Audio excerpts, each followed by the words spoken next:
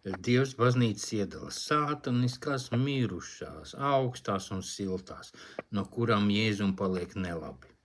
Bet ir arī karstās baznīcas, kas deg un augst pēc Dieva vārda, un kurās ir svētais gars.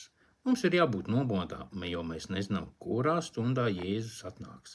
Būt nomodā nozīmē dalīties ar dienascho maizi, katru dienu sludināt un kalpot Jēzum. Tas ir šaurais ceļš. Ja mēs to nedarām, tad Jēzus mūs nezinās. Mums ir jābūt arī uzticamiem mazās lietās, un tie, kas negrib neko darīt, nedalās ar dienascho maizi, tādi ir neusticami, kurus Dievs izsvīdros no dzīvības grāmatas un tiks nolādēti. Dievam vajadzīgi tādi, kas ceļ baznīcu un cenšas. Ja mēs pievienosimies apustuļiem, praviešiem, tad mēs tiksim atalgoti. Dievs atnāks un atdalīs aitas no āžiem. Vienus par labi, otrs pa kreisi, un āžus iemetīs uguns ezerā uz mūžīgiem laikiem, jo tikai Jēzus mācekļi tiks glābti, tādēļ uz to mums ir jātiecas.